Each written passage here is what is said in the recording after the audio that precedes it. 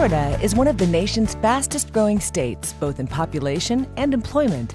People come here to live, work, and play.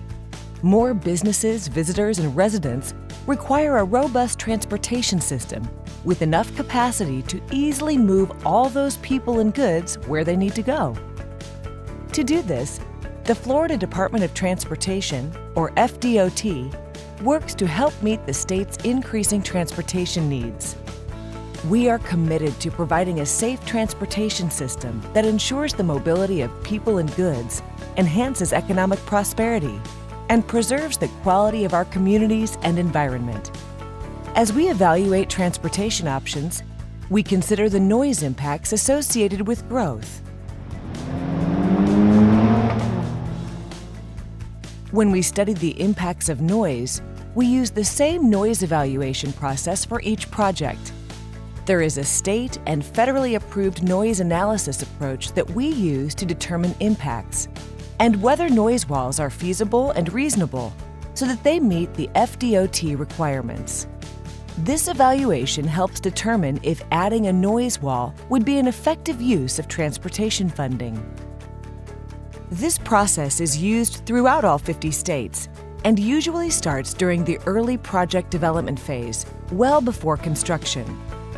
We conduct a noise study when we are building a new highway or making significant changes to an existing one, such as the addition of a new traffic lane or a major shift of the roadway alignment. During the noise analysis, we identify noise-sensitive areas closest to the roadway. Our traffic engineers predict future traffic volumes a project may add to the roads. We enter existing traffic and forecasted future traffic into the Federal Highway Administration's, or FHWA's, traffic noise model, along with natural and constructed features in the area. This model is used to determine what future noise levels may be in comparison to existing noise levels to calculate noise impacts. To accurately predict each project's traffic noise, we collect sample field measurements of existing noise to validate that the model is working accurately for each project. When determining if a noise wall is a feasible and reasonable solution, we consider several variables. First, we evaluate if the noise wall will reduce future traffic noise for impacted areas. The governing standards for this determination is to achieve a benefit of a 5 decibel reduction for 2 impacted receptors and a 7 decibel reduction for 1 benefited receptor. Then we calculate the cost of building the noise wall per FDOT cost criteria.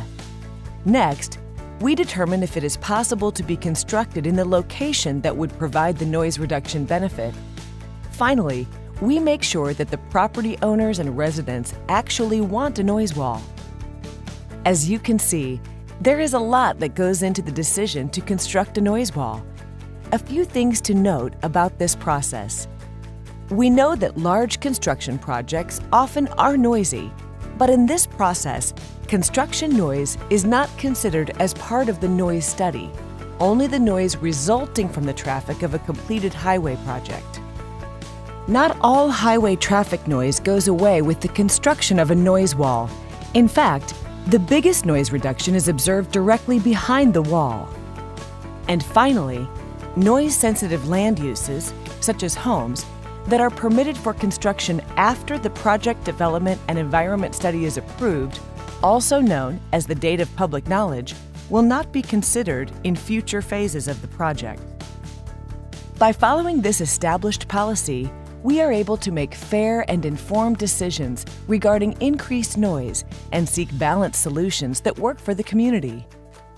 As Florida continues to grow, we'll work to reduce the sounds of growth and progress while continuing to preserve the quality of our environment and communities.